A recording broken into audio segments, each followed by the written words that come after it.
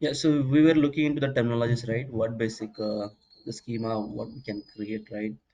Uh, Mm-hmm. so we see attributes. I think we saw relationship, right? Then a dimension along with attributes. So I think we are type, right? Yeah, so the type is right. Type is nothing but a kind of definition of an object. Okay, so it's kind of business object and the collection of attribute that tags in it. It's kind of class in your Java. Okay, you can map it to the class of Java. So it will have this class have the attributes. Likewise, this will also have the its own attributes. Okay, like variables, it has the attributes. So when a type is defined, it is linked to a previously defined attributes that character. So here, right, you need to create attribute first and then define a type and add into it. Even though type is already exist, right? And if you want to add some new attribute, you have to create attribute separately, okay, and then add that attribute in type. It's not like that go into type and create attribute. No, you have to add the attributes. It's kind of global attributes, and then add that attribute to your type. Okay, so attributes can be shared here. Okay, Mm-hmm. then types are defined by business object administrator and are used in Enovia collaboration platform users to create business object. Oh yeah. So types are basically the instanceable class. Okay. So you can create the object out of it. Okay. That means in the UI. That's the main object. Okay. The type can be derived Mm-hmm. from another type. It's a inheritance behavior that can be worked. And with the inheritance, you can derive the attributes and the triggers. Okay. Those two things can be derived. And again, the Mm-hmm. policy is also derived. Okay. So you don't need to create policy for a new type. You can use the policies available for a parent. There are two type of the characteristics that nothing but the properties. Okay, basically we call it as attributes. So business object has uses explicit and implicit properties. So explicit is nothing but that are those attributes, the one which you add on the type. Okay, so for example, you Mm-hmm. create a type called as part. Okay, and now you want to give the attributes to that part, right, in the properties. Mm-hmm. So whatever attributes you create manually, okay, the explicitly, so those are your explicit characteristics. Okay, but there are some Mm-hmm. implicit characteristics that are called as basics. Okay, those are given by system. Okay, so for example, I created new type. Okay, and I didn't add any new attribute to it. Okay, so Mm-hmm. so you will see what basic properties or what basic attributes will be there, right? So by default system will give some basic attributes. Okay, those are nothing but called as we call it as basics at basic. Okay, Mm-hmm. these are the basic information of every type, any type in the Enovia. So whenever you add some type, right? So these are Mm-hmm. some implicit stuff that type will get. Okay, it will get the type, name, revision, owner, wall, description, policy, right? Current date, date created. So this property will automatically inherited. So every type in the system has these properties. Okay, so those are nothing but Okay. attributes of T, but those are given by system. Okay, so we call it as basics.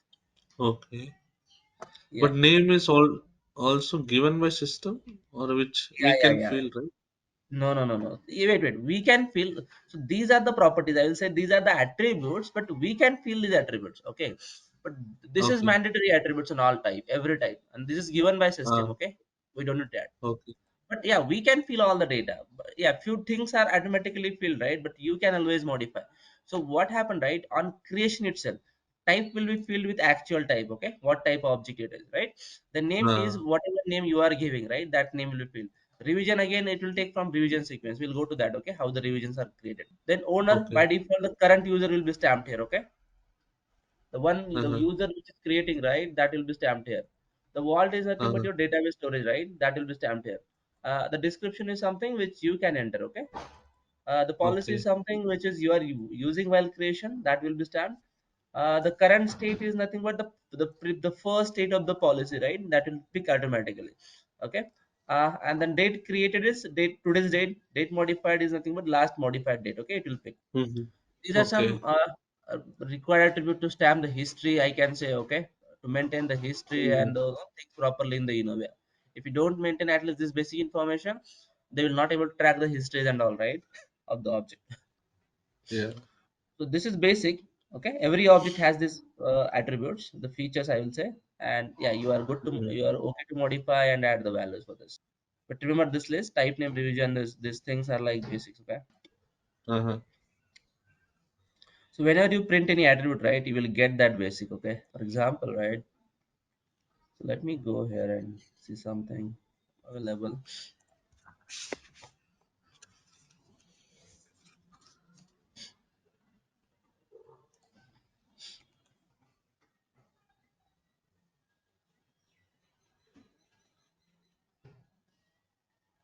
Let me open the MQL. Okay, so this MQL is nothing but your matrix query language prompt. Okay, this is matrix query Mm. language prompt.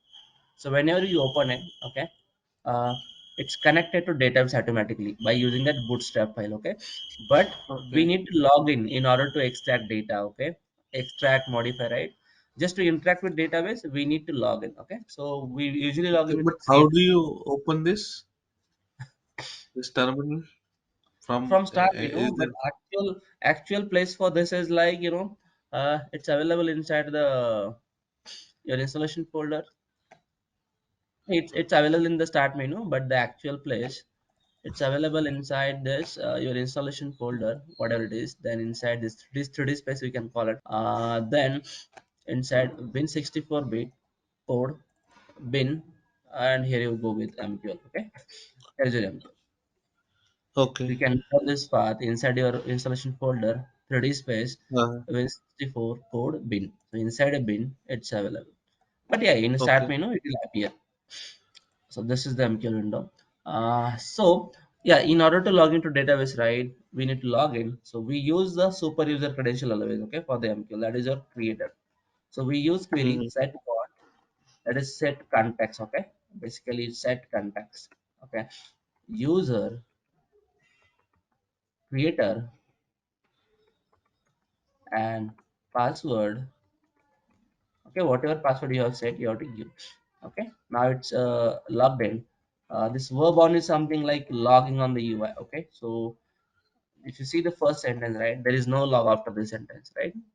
But if I now do, it will say context successfully set. Okay, this is like verb on, so it will redirect all the console output to here. Okay, so these Can are you the just basic. maximize it? Yeah, yeah, I can. uh, I have. Okay. For first command is set context user. Yeah, it's set context. Yeah. Uh, okay. Yeah, set Set context. context. This is login command. Okay, this is login command. So password might be different as per your organization. Okay, whatever they have kept, but this is the command Uh-huh. set context user created password, and then verb on is like enable locks. Okay, on the UI. Okay. So I executed just Uh, two commands. Okay, as of now, just these are very okay. basic. I mean, first login command. Okay, to the MQ prompt. Uh, okay. Yeah. So now, okay. So I was trying to tell you about this basic. Okay, how the basic can be seen and no. Uh, so Uh-huh. For example, this is my object in the UI, okay? Uh-huh. So what I will do now, I want to find this object, right? So I will write temp query. So don't worry about this query. I'm going to go through the detail about those query, okay? We have a separate session. Okay. Mhm. Yes. So type is here. If you know the type, just give the type. Otherwise, just make a star, okay? That's not an issue. So type temp query bus type. I'll put star. I know the name. I'll just put this name copied from here, okay? Let me copy the name again. Okay. So I'll put the name here, okay? Then I'll put star that I don't know revision. So type name revision. We have to give three parameters, okay? Type of the object, name, revision. So basically this is Okay. search, okay? I'm searching the database with this pattern, okay? Temp query Okay. bus star type name revision, okay? And I'm Uh-huh. getting idea of it. So in the Enovia, right, every object Uh-huh. has its unique ID. Okay, so you have to find Okay. that ID first. Okay, and by using that Uh-huh. ID, you can do any operations later. Okay, so I just find the Okay. ID.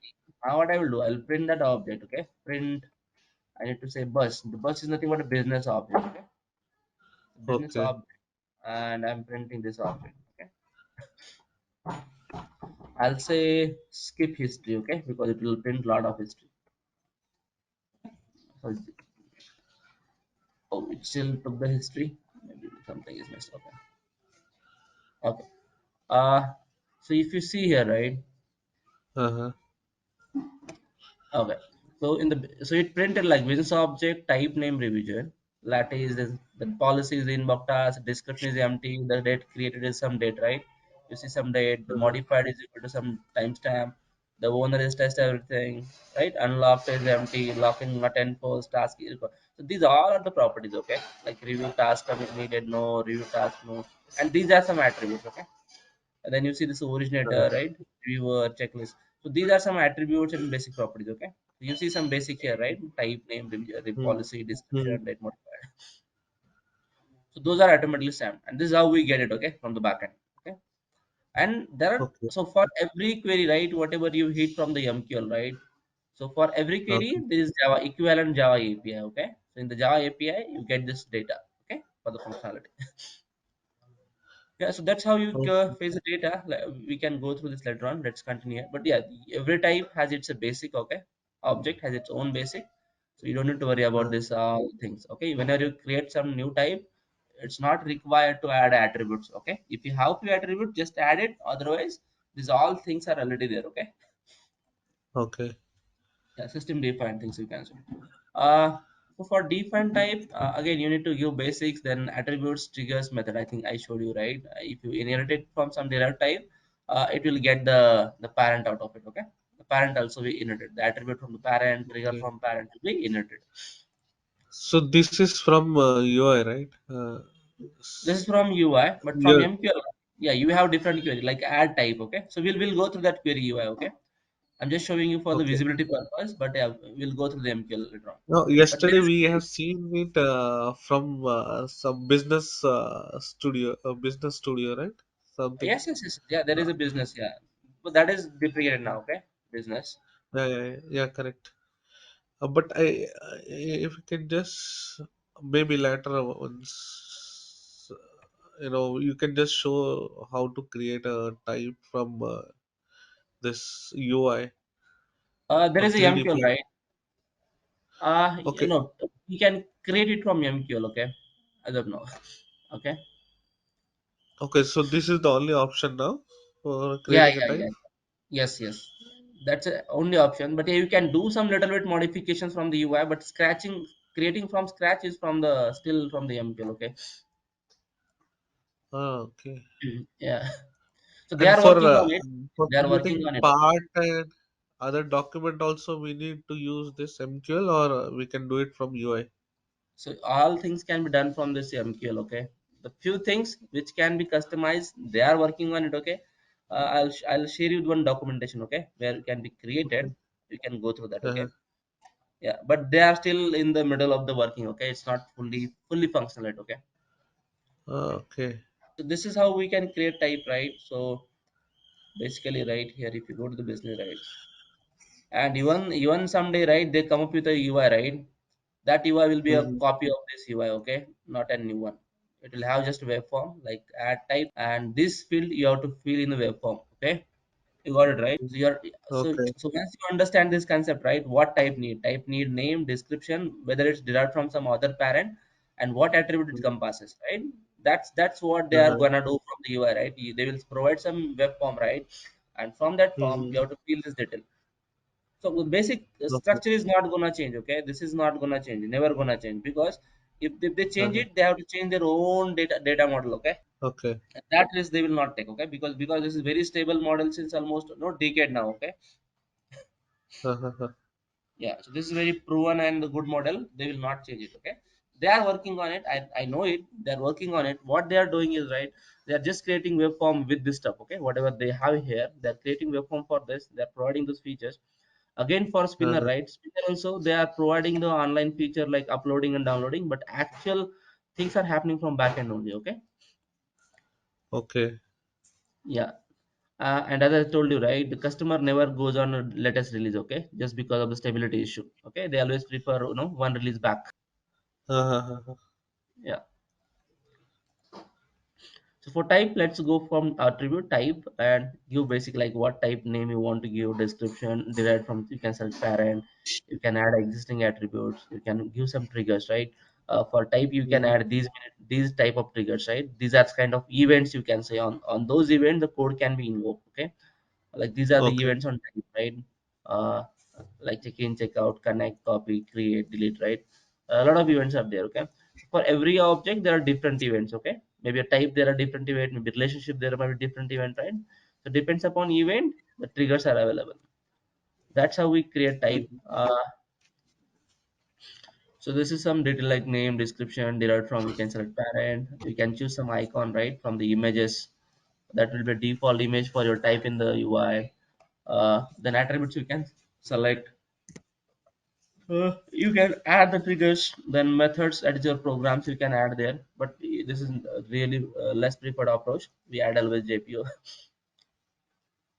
So this is derived example. Like for example, you have this one type, okay, uh, which is marked as abstract true. Okay, so there is a concept called as abstract type. Okay, if a type is abstract, okay, then you are not able to instantiate that type. Okay, it's kind of Mhm. instantiable is equal to true. Okay, instantiable is equal to yes or no.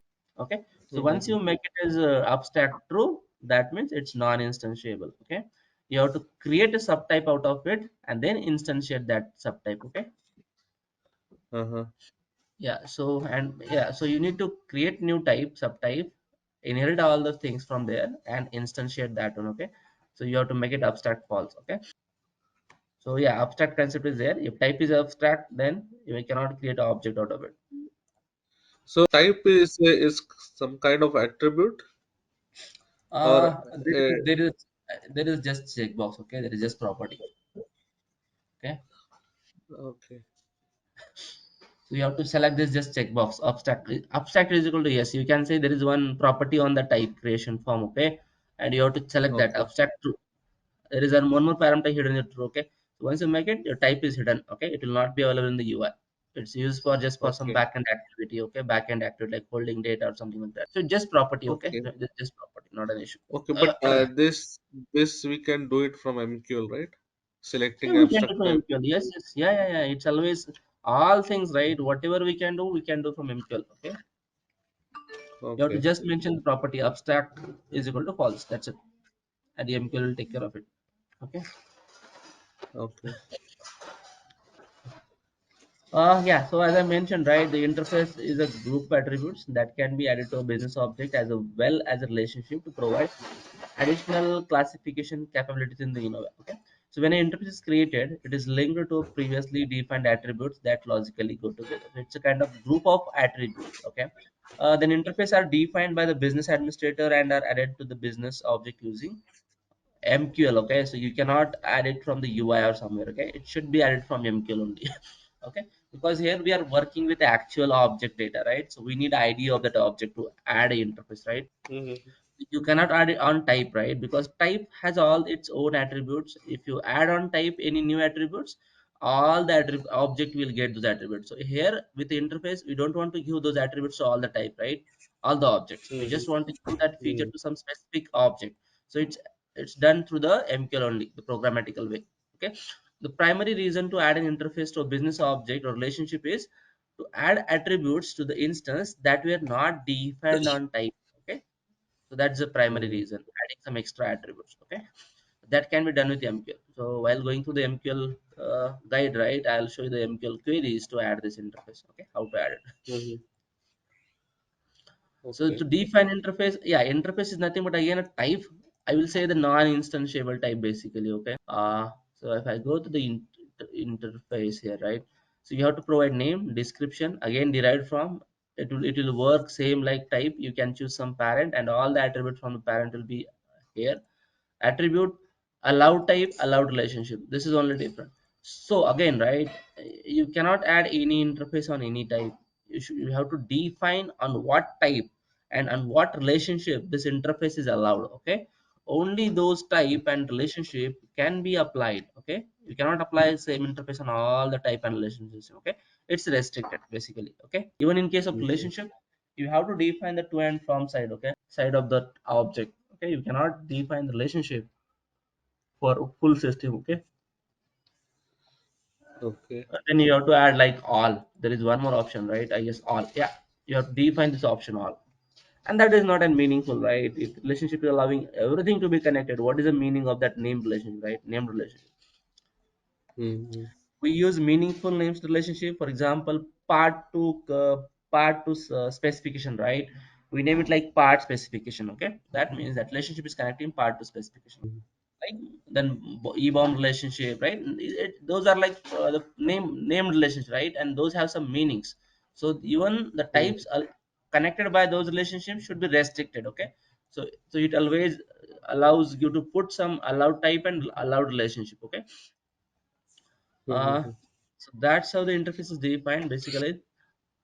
uh, that's all about interface. It's creating interface, create some group attributes and adding those attributes interface to the MQL. Then relationship, right? So as I mentioned you can create custom relationship here. Okay, so when you define relationship, you identify the type of objects and type of relationship eligible to be used by the relationship. So you have to define what type and relationship we have rel to rel connection also. Okay, it's not like that the two type will have the relationship in between.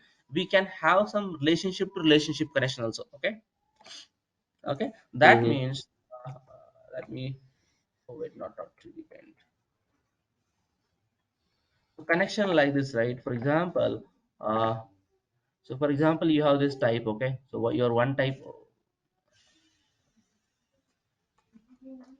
you have this one type, this is some other type, right? And suppose you have one relationship in between. Okay, for example, this is a relationship. Okay, so as per Mhm. the current, as I informed you, right, the type have its own attributes. Okay, this type also will Mhm. have its own attributes. This relationship will also have its own attributes. Okay, okay, this is Mhm. connected relationship. There might be another relationship which is going from here. Okay, which is going from here, and it is connecting to some different type. Okay, those cases are also there.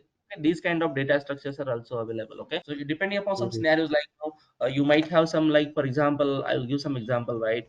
You have some, so I don't know, the season and all, right? So you might have some product here. Okay, so you have some product here. Okay, your product, then your style is nothing but basically the variation of the product.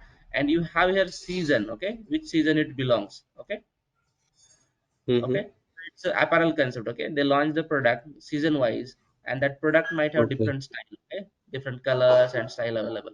So this data structure is Mhm. appear there. These relationships are there. So this is named relationship. Mhm. Okay, this will have some meaningful name, this will again have meaningful name. The relationship also have cardinality, right? 1 to n, right? 1 to n or n to n, something like that, or 1 to 1. Sometimes you can Mhm. connect only one relationship with that other. There might be a allowed, right? For product, we it's allowed 1 to n. That means one product can have multiple styles. Okay, multiple variations of the Mhm. color, different Mhm. sizes, right? Then if you go by season, okay, again here also one product can be part of different season. We can launch the same product in the summer, we can launch the same product in the winter, right? If it's working, Mhm. if it's there, they can launch this product in different seasons. So there might be 1 to n relationship again, right? Okay, Mhm.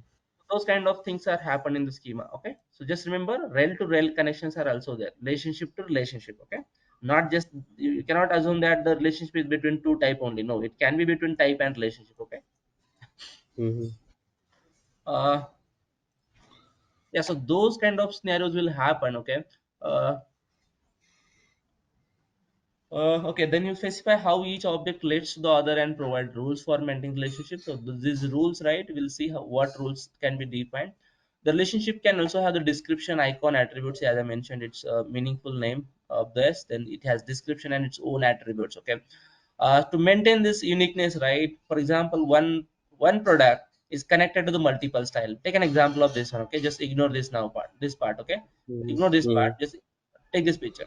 Okay, so one product have multiple connections. For example, this is one product, this is another product, there is third variation. Okay, three different colors available in this product. Okay, for example, this is the red Mhm. variation, blue variation, this is black variation. Okay, for example, Mhm. then while listing, or there might be some data, right, to store, right? For example, there might be Mhm. some parameters we need to set, like sequence. Okay, which product created first, right? Which should list first, right, from the product. There is no information. If there is no information on the relationship, how to store that data, right? So there should be some information on this relationship, right? Just to maintain the Mhm. sequence and to store up stuff. So that's why we need to add this unique information on the relationship. That's why we are able to identify when it is created, what is the sequence number, right? So all this information stored on this relationship itself. Okay, because every relationship is unique, right? So it should have unique data. So it's Okay. like you might have seen the link attributes, right? Link type, right? Linking type in your the windshield also, right? We have attributes Yeah. like, yeah. And so those at the Mhm. type will have its own attributes, right? the own information. Mm-hmm. Similarly here, relationship you can add the attributes. Okay. Okay. Yeah. So real also have attributes. We can define attributes when relationships are used in Ennovia, right? To connect business object, they are called as connections. Okay, connections are given numeric ID that can be used to modify the attribute values in MQL. Okay, fine. So this is like let me example tell you. Okay, so for example, this is data model. Okay, you can imagine this data model. So your product. So this is type, right? So it will have its own ID. Okay, in the backend, it will have its own ID. Okay, by using that ID, you Mm-hmm. can do all the modifications and updates to this product. Okay, by using the code. Similarly, Mm-hmm. this also will have its their own ID, right? Suppose this is style. Mm-hmm. Suppose these are style. Okay, this is style. This is style. S1, S2, S3, right? So these will have its own ID in the backend. Okay, because these are individual object, right? It has its own data, right? It has its own Uh-huh. attributes. It has its own data. So they will also have some unique IDs in the backend to fetch the data and do some modified operations, right? Mm-hmm. Similar way, relationship, right? This might be some R1, R2, I will define like this, right? R2 and R3. So this will also have the unique ID behind the scene. Okay, the relationship will Mm-hmm. also have the IDs, and you can fetch those IDs and do some modifications required on this relationship. Okay, fetching the data of the relationship, modifying the relationship, right? So similar to the business object, the relationship also have its unique ID. Okay, Mm-hmm. and those Okay. used for the for the operations like updates and modify in the MQL, the backend, right? Mm-hmm. So business object and connections can be connected with relationship. Yeah, you can connect with relationship. These relationship are directional. They have the starting point and the from and to side. Okay, so the one meaningful state. So even though these are relationship, right? Those are not state line. Okay, they have some to and from. For example, there is some indicative arrow. Okay, so this is from side. Mm-hmm. This is to side. Okay, from and this Mm-hmm. is two. Okay, so this arrow, right, whichever side arrow is, that is like two side. Okay, so this is visibility available in the business, but now you don't have visibility, you need to just remember it. Okay, you need to print and see which is two side. Okay, always you need to print and see. So so everywhere, right, the arrow get two side, that is like a two object. So you should start from navigating here. Suppose you have the ID of this object. Okay, and you want to get the ID of this, so you have to write some queries like from, then relationship name, then dot to, right? So you will get that object ID. Okay. So you need to always name the relationship. Okay. What relationship you are saying? Because this product might have other connection like sourcing, right? Its supplier might have other connection. There might be some bomb associated with, right? So there are multiple connections. Okay. So if you want to query only product, right? Only product of that part, then you have to mention the relationship name, right? While traversing, you have to mention the relationship, which relationship you want.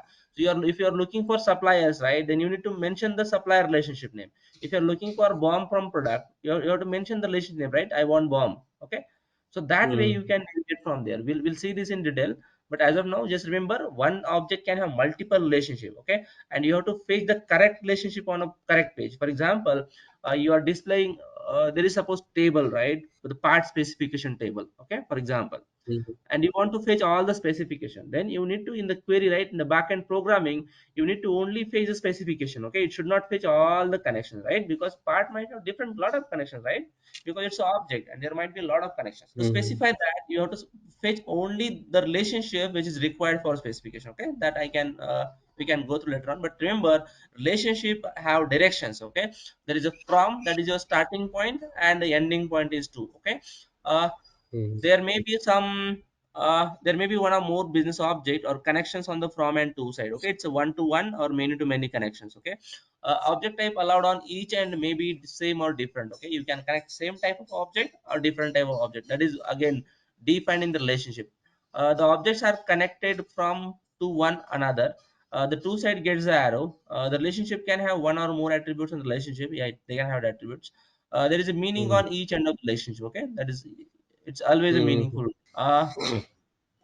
So how to define relationship is like again a type. You have to give the name, description, the, Mm-hmm. okay. Then attributes you can add, trigger you can add, and you can define the from type of object, what type of object allowed at from end, and what type of object allowed at to end. Okay, so you Mm-hmm. have to define those objects. define those type, basically what type of objects are allowed. Okay, so there are some additional parameter, right? I showed you that there also, this cardinality, the revision, right, clone. So what those are, Mm-hmm. let me explain you. Okay, so these are three parameter: none, float, replicate. So if you see this value, right, for revision you will see Mm-hmm. none, float, replicate. For clone also you see none, float, replicate, right? Those are kind of checkboxes.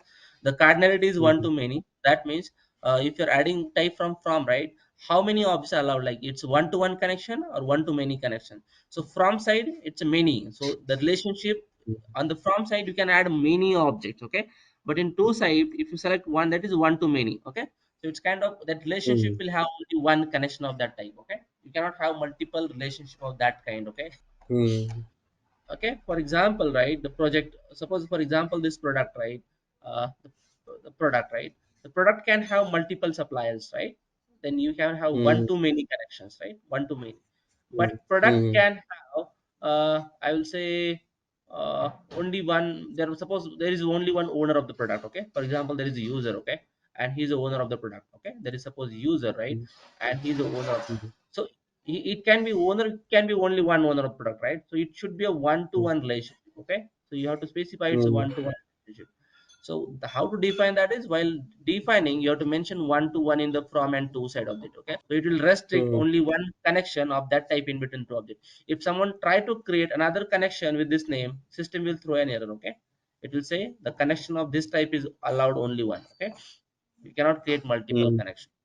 So those can be restrictions added with this one and many. uh, so for this, these options, none, float, replicate, I'll explain you now. For example, right, okay, take this example for a revision. Okay, so Mm-hmm. we create revision of the object, right, Mm-hmm. revise the document. Okay, there is a revision 1, then revision 2, revision 3, right?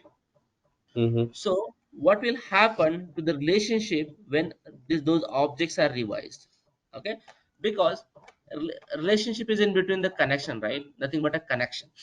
Suppose, for example, Mm-hmm. there is object A is connected to object B, and there is a relationship available. Okay, Mm-hmm. now, for example, object A gets revised. Okay, it will have now latest revision. Okay, Mm-hmm. what should happen to this connection? Okay, the question is what should happen to this connection. Okay, that's those parameter defined. If you select none, nothing will happen. Okay, your latest object will be revised and created, but your connection is still pointing to your older object. Okay, Mm-hmm. that is your none behavior. Okay. And that is not so in some rare cases they want the connection to the older object, but at most of the time they want us to move the connection to the latest release. Okay, because Mm-hmm. always we use the latest revision as a current object, right, Mm-hmm. and all becomes history. Okay, other revisions become the history, the part of history. Only the latest revision will be used. Okay, Mm-hmm. okay, so this is the none case. Okay, if you define none, uh, this will happen. Okay, Mm-hmm. the next thing, right, the clone behavior. Okay, the float behavior, the float is nothing but this one. Okay, the second option. Okay, and the Mm-hmm. same here in case of clone. Okay, so if someone clone your object, okay, the copy operation. Okay, someone copies that, Mm-hmm. what should happen? So in case of copy, I think none should be good, right, because for new object let them define the new connections, right? So the same behavior will happen. If you define the float, okay, the float, the connection will move to the latest revision. Okay, so this is before one, after new connection to the Mm-hmm. object B. Okay, it will create new connection, the old connection will be dropped, so this old connection will drop. That is your float behavior. Understood? Okay. That will happen. Mm-hmm. And there is a one more last object, replicate, that is duplicate option. So what it will do, it will keep the current connection. Okay, and it will also create a new connection. Okay, so now the older revision as well as new revision are pointing to that object. Okay, so even though you go to the older object, you will see all the object connected to it. Okay, the previous object, and the new revision is also connected to the same object. Okay, that is also preferred approach Okay. in some cases. Okay, so it depends upon case to Mm-hmm. case, okay, what business is looking for. Okay, yeah, this is like relationship. Okay, how we can create relationship. Next, like program, okay? Programs are nothing but your Java program, okay? So program is a objects created by a business administrator to execute specific commands, okay? So let me tell you difference again, right? I already told you, right? There are two type of program. One is your JPO and other is the Java beans, okay? Java beans are placed Mm-hmm. like classes or bundled jar, but the JPOs, right? JPOs are like kept inside of as a like business. For example, like how you are creating type right here, so that way you can create a program from here, okay? So like object new, I'll show you right how the JPOs looks like, right? Program, when you say this, it will ask you first, right? What the name you want to give it, name, description, the user is again optional, what type of program it Mm-hmm. is. Java program, MQL or external program. So yeah, we always select the Java program because JPOs are always Java, like okay. The execution is immediate default, that is when you want to execute it, skip this parameter, there is some additional parameter, and we put code here, Java code here, okay? The code for that, Okay. okay, there is some pattern, okay, there is some pattern we have to follow to make it a JPO, but this is how it, and it executes inside the same JVM where it's executed, and it's available anytime runtime, okay? For example, if you add some code here, if you modify some code, you can simply compile from here, okay? Once you compile, it's available, the latest code is available to the system, you don't need to restart also, okay? That's how it behaves. But when you modify some Java file, .java file or some bin, right, you need to update that latest class file into the jar, right? You need to update jar, you need to replace class file, and you need to restart server, okay? That's how that change is reflected. But for this is instant, okay? You can simply add, compile, it's available, okay? Yeah, Because but this Mhm. right now how you are adding that code? Like here, it's this business is not is absolute, right? Then Yeah, how by you are MQL, doing through MQL you have the options, okay? That's all through MQL. in MQL? We can compile the class. We can. Yes, yes. So see, the way I'm adding the class there, right? There are different ways. Okay, you can create some file, okay, like JPO pattern, right? File, and there is query Mhm. like add program. Maybe insert simply that file. It will create that JPO. Okay, it's a file drag and Okay. drop. Okay, you have to specify the file path. Okay. Okay, it will take that file as a Hmm. code. Okay, and there are queries for compilation, compile queries. Okay, and we have that. Okay. Okay, I'll explain you that. But just remember, And from here also we can directly copy to the folder location into a jar. no, In copying to jar Tomcat, is in not Tomcat. possible. No, that is not No. possible. That is your manual deployment activity. Okay, that might be a different stuff. Okay, MQL won't support those Okay. copying features. Okay, to the jars and all. Okay, it's only supports whatever is in your database. Okay, whatever is in your database, actual database. But your JSPs, your jars are not present in database. They are a package, right? They are a Tomcat application level build, right? See, Mm-hmm. we have two type of builds, okay? The application level build and the Tomcat level build, okay? The application level build is like we have to deploy it into Tomcat, right? Because those are JSPs, right? Those are stuff, so we have to deploy them in Mm-hmm. Tomcat. Those JSPs and things will not get into the database, right? And there are some things which is always in the database, like your configuration loading, right? All things are in Mm-hmm. database, okay? So your JPO goes into database basically, okay? That's how they behave Okay. different. And uh, but do you have any deployment for like framework like we do have in Windchill, or we have to yes, you you are talking about SCF framework. yeah SCF or anything BIF? Okay. No, I'm not sure about that, but yes, we have here. So we have spinner deployment. Okay. Okay. There is a kind of Okay. folder structure. You have to place all the things in that properly folders and just run it from MQL. Okay. There are two commands. We have to run that. Give that path and run. So it will deploy that Uh, folder completely. Okay. It's a spinner o- deployment. You can say. Okay. okay. That Spinner spinner is deployment. also used to load the types also, right? Load. Yeah, so it load everything, it's load everything, okay? It's your full build, okay? It loads your full build, Okay. everything, okay? Mm. Okay.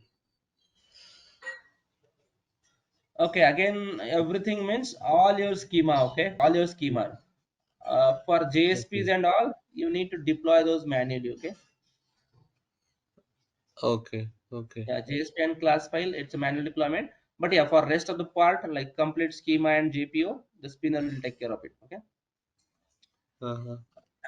See, deployment is nothing but few companies have their own deployment.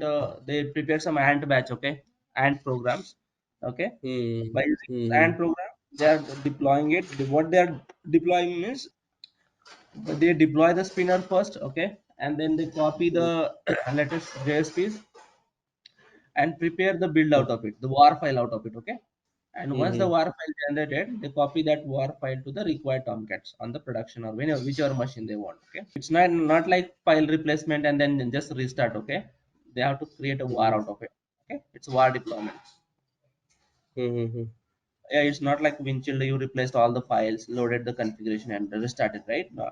They have to create latest war, I mean always, okay. Hmm. And then that war will be deployed. Hmm. Yeah, that's how it will work. Okay. Yeah, we'll touch JPO later on in details, but this is how we can create. Okay. So JPOs are like program. When we need JPO, right? For all the code functions like format definitions, editing, views, printing, right? We need JPOs. Again, in the event triggers, right? To define the triggers, we need a JPO code. Okay. To run a method, a certain object type, right? So let me tell you one thing right here. Whatever you call from business object, right? The initial call will always to the JPO. Okay. For example, if you want to invoke some Java code from the object, right? For any operation, Hmm. okay. For any operation, if you want to invoke Java code, you cannot Hmm. invoke the bins, the code in the jar. Okay. You have only the JPO in the connection. Okay. You have to always call JPO, and then from JPO will call your Java files internally. Okay. But you cannot call Java file directly. You have to always call the Java code inside a JPO only. Okay. And then JPO will give all the connection. So JPO is intermediate. I'll say JPO is kind of connection part, okay, which is connecting your Java code. It might have the business logic also, but it's not recommended. Okay, you got it Hmm. right. So you can write if there is small business logic, just write into JPO and do it. But if you have any huge logic, right? So from JPOs, Hmm. always call your Java beans. Okay, don't make the JPOs heavy. Okay, because those are going into database. Okay, it might make database bulky. That's what the behavior is, okay, because whatever we put into JPO, that will go into database, right? But if you put something into Java file, that will go as a library, okay, that will be in an application server Tomcat, right? Not in the database. So So you're means connecting. all the logic should be written inside Java class only, and that Java class will be referred by JPO. Exactly, yeah, yeah, yeah. But if you have small logic, right, your 10 20 line of code, right? So it's good to write in Uh, JPO itself, okay? But if you have huge logic, right, it's complete a business logic, you're writing some new program, right? uh, Always use the Java files, okay. yeah, I think it is same like our workflow expression robot. Mm-hmm. Okay. Yeah, I'm not sure In about the the work. Yeah. Mm-hmm. workflows expression robot, we have something Mm-hmm. like this where Okay. we can write some Java code, but it's Mm-hmm. always recommended to refer a Java class inside that expression robot Oh, maybe, instead yeah, of yeah, yeah. writing logic in there only. Oh, I think in report building or something like that you have also, right? Eventually I guess report building also support the Java code, right? What report or Yeah, something? there also. Yeah, there also we can call Java classes. Yeah, yeah, same way, right? Here also, it is just a connecting point. If you have small logic, right, just go ahead, write in JPO. If you have bigger So, logic, let's call a hmm, Java so from there. we have to create a JPO using MQL, right? And inside Yes. MQL we can refer. Yeah, I'll tell you the things, right? So there are some already OTP JPOs, okay? For every functionality, there is one OTP JPO, okay? For every part. So if you put, let me go to this, where is that? On this Mongo.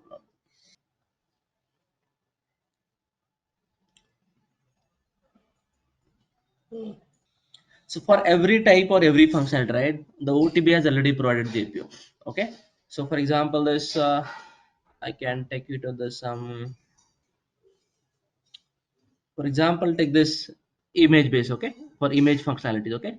all the image related things you should go here. Okay, so image base is nothing but your base jpo, the base. Okay, so every jpo you see the pattern, right? It's emx name, then the base. Okay, base or without base, there are two jpos. For every jpo there are two versions. Okay, one is with base, one is a without base. Okay, and the last is like mx jpo.java. Okay, this should be the pattern for jpo. Okay, then if you Mm-hmm. see there are two pattern for every jpo, there are two pattern, and you will see always one jpu is empty. Okay, the without base jpu is always empty, the base will have the data. Okay, base will have the all the code which is otb code. Okay, and this without base Mm-hmm. will always be empty. Okay, this is just empty jpu. Okay, so same Mm-hmm. at every place. For example, you're working the customization around this type. Okay, this type or this functionality, so it's always recommended you not to create new jpo, add the code into this main the empty jpo. Okay, just add the method here, whatever method you want to call, just add that method here and write your code. Keep everything as is. Okay, Mm-hmm. and whenever your code will call, right, this will call this jpo and this will refer your method. So if you want to override some otb functionality, for example, in this get markup base, you have this method. For example, this get markup link. Okay, this is the otb method. But if you want to Mm-hmm. override this method, okay, you want to override and you want to add your own logic here. Okay, you are doing some Mm-hmm. customization, right, and you want to modify, just copy this, put this method here Mm-hmm. in the main this without base jpo. Okay, and Uh-huh. modify this and always call this name. Okay, from the your code. Okay, code or some objects. Okay, put this name as a Okay. setting. So this will always call this jpo first. Okay, and this will check if that method is here. If this method is available Mm-hmm. here, it will not check my parent. Okay, it will just use my method. That's how we override the Mm-hmm. otb behavior and we add the new methods. Okay, so you don't need to always Mm-hmm. create new jpo. Okay, use the existing jpo which is the provided by otb. So there is always a empty jpo the provided for that functionality. Okay, always add those your new methods to that jpo. Okay, Okay. We you don't understand? modify, it's not recommended to modify underscore base, right? Based on Yeah, so this is GPU. not recommended to modify the base. Why? Because while upgrade, right, while upgrade and all those things, right, the ds will Ah, always correct. provide their code into the base. Okay, so it might override your code, so they will not touch this Correct. jpo while up. Okay, so that's how Mm, it correct. works. They will always add their code into this base one. Okay, so it's not So, but recommended to update.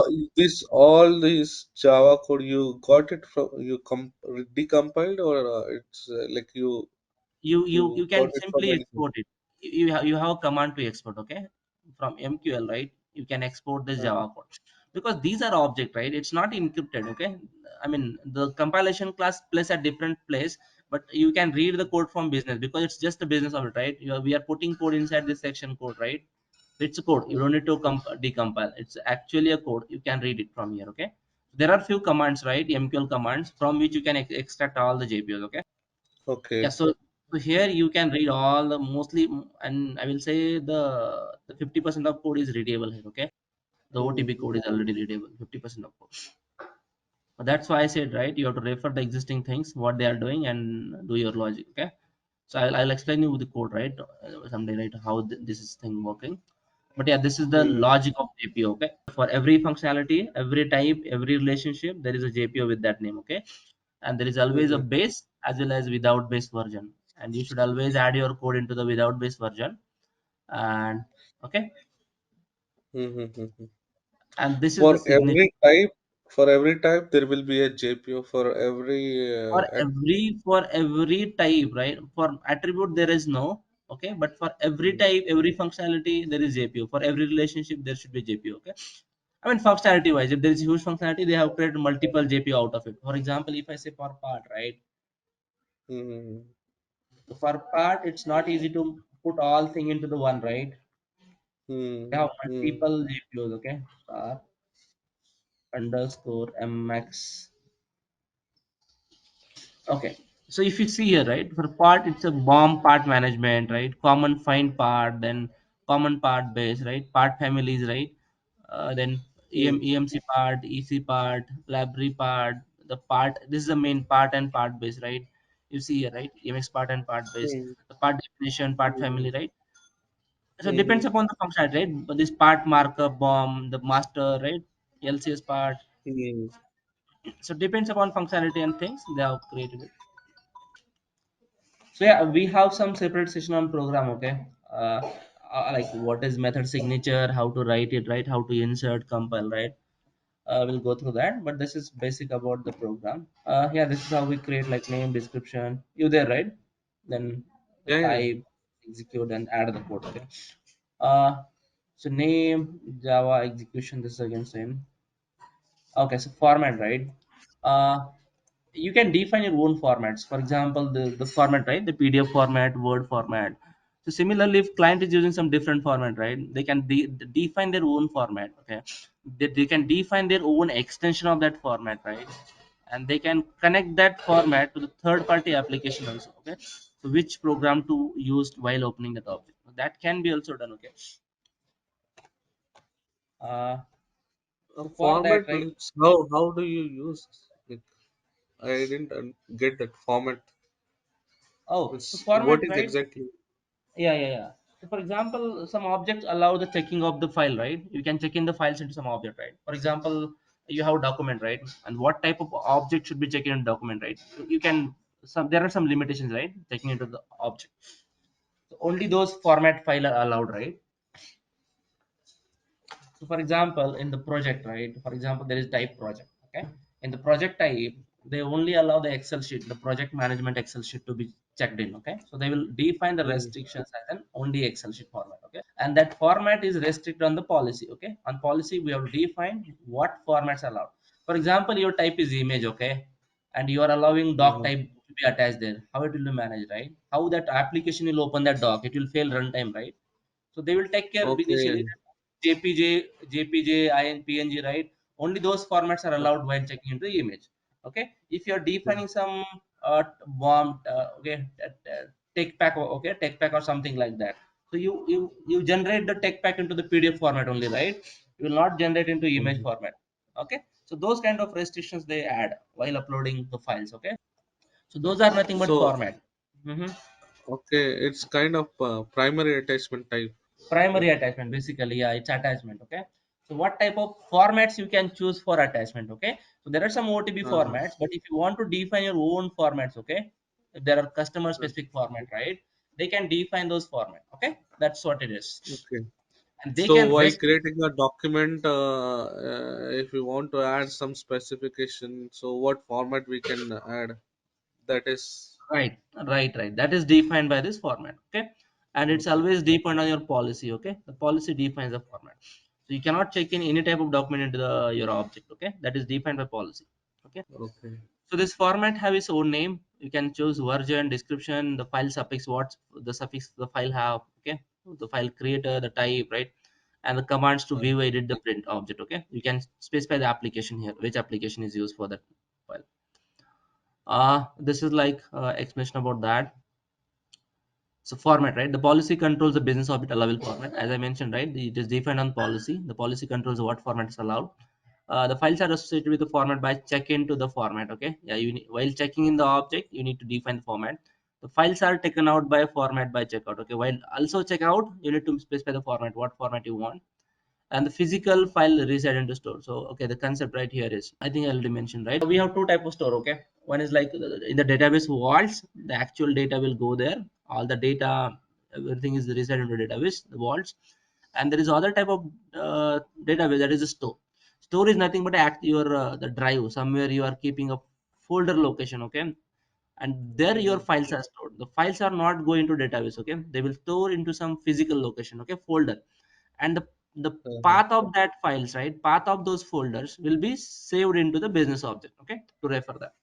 So while Uh-huh. migration, while this kind of things, right, you have to be very careful about this path. Okay, you have to also move the file stores. Okay, if you move the database only, and if you forgot to move the stores, right, your application will be up, but your objects will not find any files. Okay, you will get all the errors into system, they are not able to find any files. Okay, so you have to also move the stores and update the uh, proper metadata of that files. Okay, in the object. So Okay. files are stored into the physical location, that is just called as stores. So users, right? So as I mentioned you, so we have four type of the access users. Okay, sets, like we have the person, that is user who logins. Then we have groups. Okay, the group of person. Roles, the person, what the jobs, and the role of the user, right? The association is a kind of combination of this group and roles, but this is very rarely used. So only these three are like important. The person is someone you are defining user for the login. Then groups, the groups are like, engineering group, apparel group, right, designer group, something like that. And roles is something like, again, what user role is. The primary function of this object is to allow you to control the information users can see and the task they can perform. Okay, it's a kind of access control, you can say. Okay, these four types are used for access control basically. Association. What is that association? Okay, the association is kind of the combination of groups and roles. Okay, combination of groups and roles. You can put some groups and roles together and give the access to them. For example, right, if you want to give some Uh, users access, you will create a group, right? That I'll say, oh, I want uh, this user to be part of the group. Then you will create a group. For example, you will uh, say these are the roles, right? So sometimes you are saying like, yeah, I want this, all the groups should have the access. Then again, along with this group, I want all the administrator to have the access, right? But you cannot mm-hmm. add the administrator to that group directly, but because those groups are already using somewhere, right, for some different purpose, you cannot put the Uh, administrator there. If you put in the group, they will get the access to other stuff also, okay, from that group. So you just correct. want to add in the, so you will, what you will do, you will create some association, okay, you will add a group and this roles together, okay. So that's how it works. Okay. Yeah. uh So the person, right? A person is someone who is using the Enovia collaboration business process product, right? Not only the modeling studio, all the backend applications. So whenever user is added, right, in the UI, so this user will have access to all the stuff, even the MQL, everything. Okay, he will get the access. But depending upon the role, okay, he cannot perform all the actions like creator. So creator has a full access to MQL. He can see all the object, modify all the object, everything. But if you define some user in the UI and he logins to MQL, right, he will have the restricted access. Okay, he will not able to see all the object. He will not able to do anything. Okay, so we always log in with creator. So yeah, so but also the applications that are part of this collaboration business process available in Innovia. Uh, so yeah, so they're saying the person once you create, right, he will get full access to everywhere. The full access means he will get whatever access defined, but he can able to access all this thing. Okay, the business matrix, MQL, everything. Okay, but currently he can access MQL and the your UI. The system uses the person you define to control access, notification, ownership, licensing, and history. Okay, that's what all things the person manage. Okay, your login access, then notifications for tasks, licensing. License is consumed, right? Once user is login, one license is consumed. Then history of all the objects. Okay. Yeah, so as I mentioned, right, there are two persons, the creator and guest by default installed. The creator has a full access. The guest is like just a read-only user. Okay. Mm-hmm. So this is how we define the person. So we can give name, full name, then this the password setting, right? No password. You can put some password. You can define the person, right? It's application user, full user, okay, or Mm-hmm. business admin, system admin, right? These are some OOTB roles. But yeah, there might be a different role in the application, but this is just OOT for a person.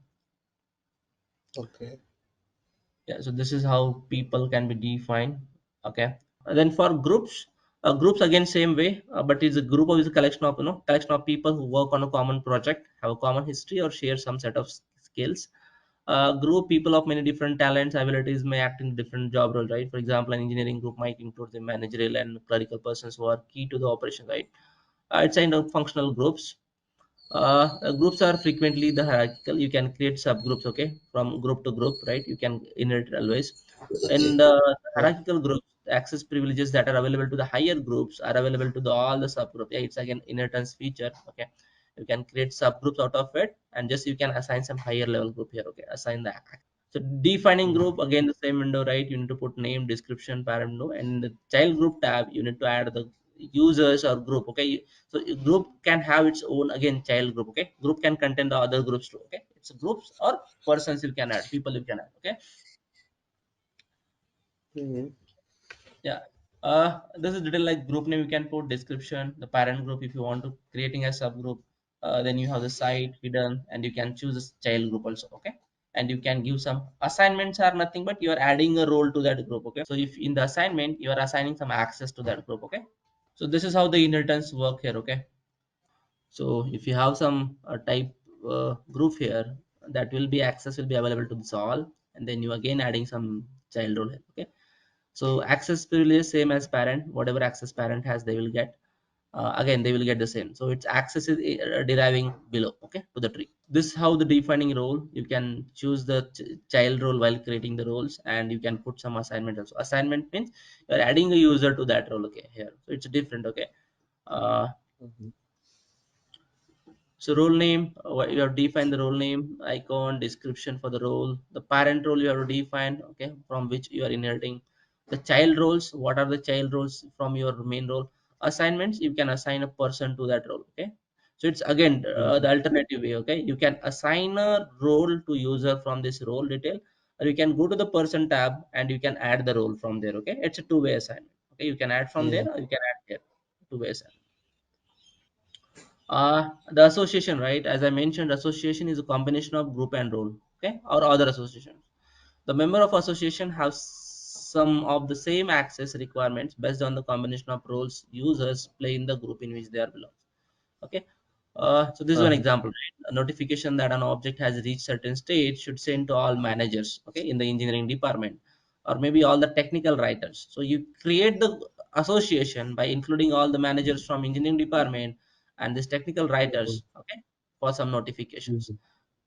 So association can be Mhm. created when multiple groups want the access, okay, temp kind of. Mhm. So you create association. And the same, you need a name and description for the association, okay, and the child role you want. Uh-huh. So this is working with policy, and these are some general behaviors. Okay, let me try to wrap up, or maybe we can take it in the next because policy is a bit important thing. Okay. Uh, so let me explain the basic thing about policy, right? As I mentioned, right, policy controls the business object. Okay, it controls the business also. So you see the type, what type defines only attributes, right, and triggers. There is nothing on the type. Okay, so all the things like the access of that type, then approvals, life cycle, how the type will be revised, right? Object of the type will get revisioning, versioning, right? The file format, what file Mhm. format should be checked in, where the checked in file of that type will be stored, right? Uh, all those Mhm. things will be managed by policy. Mhm. For every type Okay. there will be a policy, okay, which will define all those things, okay. Mhm. Each policy may govern several types, so you can create multiple type from same policy, okay, if there is a requirement, Mhm. okay, that uh, if you're okay with the same state, right, same state, same access, right, you can derive multiple types, okay. But if you have specific policy, just go with the policy and type, okay, one policy each, okay. Then Okay. each type can be governed by several policies, again vice versa. For your type, you can define from multiple policies, okay, Mhm. depend upon some scenarios, right? How many states or behavior, if you want different behavior for same object, depending upon the situation, you can define two policies, okay, Mhm. and you can use those. So while creating the object, right, the policy is a must thing you have to pass. Okay, so while creating object, you need to pass few things like name, policy, right? Those are the mandatory thing. Okay, so create any Mhm. object. The type name revision is mandatory, right? We need to pass type name revision and then the policy. Okay. Uh-huh. So this is kind of general behavior, right? The policy control. So the type of object the policy will govern. Define this. What type of object the policy can be governed. Type of formats. Okay, allowed. A default Mhm. format. There will be one default format. Where and how the checked in files are managed. Okay, where the file will be stored. Okay, the actual location. So we create some store. Okay, the store will have all the details where the folder location is, what is the URL of the file server, but we have to pass that store name into the policy, okay, where the files are going, okay, that is defined here. How revisions will be Mhm. labeled, okay, what, okay, for example, you have you want to create revision of your object document, right? So how you want to label it, right? 1 2 3 you want to label it, or you want to label it ABC, right? So that labeling is defined in the policy, okay. What is the revision labeling, or maybe like 1.1 1.2, right? That labeling is mentioned in the policy. Yeah, like we do find in our OIR. So here Yeah, the policy we. defines that, okay, policy defines that. Then life cycle is a major part in the policy. The what is the current state of the object, then who will have the access on the each state, okay. So in the policy you can define state level access, okay, on what state which user can access, which role can have the access, okay, those type. The type of access allowed, what type so we have some bits, okay, access bit like read, modify, delete. It's same like while creating policy, right, policy rules, Okay, we have to choose what is allowed, right? The check boxes, the read access, write access, right? Download, something like that. So those you can define Mm-hmm. here. Okay, on the state level, you can define the what access is allowed. Okay, whether or not the Uh-huh. object can be revised in the particular state, yeah, you can define that thing, whether it's revisable in that particular state. Okay, and whether or not the file will be can revise inside a file, right? Checked in files are also revisable. Okay, that you can define. And the conditions Uh, required for changing state. So this is something, you can have signature on the state, or you can have the trigger. So for example, you are promoting from one state to another, you can add some triggers there. Okay, just to check whether that promotion is, the satisfied, right? mm, All the previous thing, are satisfied, only the object will be promoted. Otherwise you will get some alerts, the warning error message pop up, right? That you are not able to promote this because this things is still pending. Okay, so those things mhm. of defined policy. So in life cycle state itself, we can configure this condition Yes, we can configure this condition. Yeah, because in Winchell we have to write event SSP, right? listener. Plugins. SS plugin, right? Plugins. I think in eventually we Yeah, have to we add plugins, right? Plugins, the SSPs. yeah we write listeners, event listeners. Oh, okay. Event listeners. No. Okay. So here, right? Here also, it's kind of listener, but there are OTB actions provided. Okay. For example, right? Uh, Mm, there are already a listener defined. I'll say basically. Okay, in your terms. So, for example, if I go on policy, right? What policy I can open? Okay, policy. I'll say EC part. There is a policy called as EC part. Okay. So there are few OTB listeners defined here. Okay. If I go to this state, right? So there are already uh, a triggers. Okay. And you see this, I say if I click on add, these many listeners are available. You have to just use the correct one, whatever you need. So they have already used promote listener. Okay. While promoting, they will add some code here. Okay. Just to check that. So listener, I will say this triggers, right? Triggers are nothing but listeners here, I will say, and those are all defined. So on yeah. promotion you can add this. Okay, on policy you have this promote, demote, approve, right? Those are things. So whenever Uh-huh. user try to promote, right, this code will be called. Okay, so I will say how to Okay. configure this, right? I will explain this later on, but yeah, we have configured some code there. A check override action. Check means before action. Action is nothing but after the promotion. Okay, but if you want to check something before promotion, you have to add this check listener. Okay, here, and there is some Java code which is calling that. Okay, and that will do the whatever check required Java code. Yeah, so for Okay. every type, right, policy type attribute, there is some listener defined here. Okay, the OTB listener, you Mm, cannot add a new trigger here. Okay, yeah, that is one thing, you cannot add new listener here. okay.